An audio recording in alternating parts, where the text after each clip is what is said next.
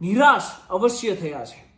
21મી સદીના યુવાનો જેમના વોટિંગ કાર્ડ નીકળી ગયા હતા, જે લોકો ફર્સ્ટ ટાઈમ વોટર હતા, જેમને એવું હતું કે આ લોકસભાની ચૂંટણીમાં અમે અમારો અમૂલ્ય મત આપશું, ને આ જે ઉત્સાહ હતો ને એ ઉત્સાહને તમે નિરાશ કરી દીધો છે, હતાશ કરી દીધા છે એમને। અને મને તો એ નથી સમજાતું કે તમને આ વસ્તુઓ કરવાની કેમ આવશ્યકતા પડે છે। ખરીદ વેચાણ કરવાના, બનેલી સરકારોને તોડી નાખવાની, આ વસ્તુઓ કરવાની શું કરવા આવશ્યકતા પડે છે?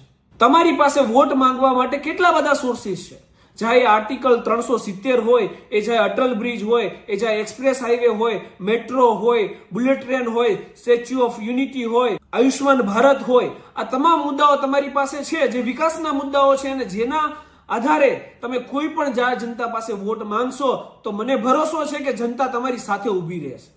પરંતુ તમારે આ પૈસાના જોરે ખરીદ વેચાણ કરી અને લોકશાહીની હત્યા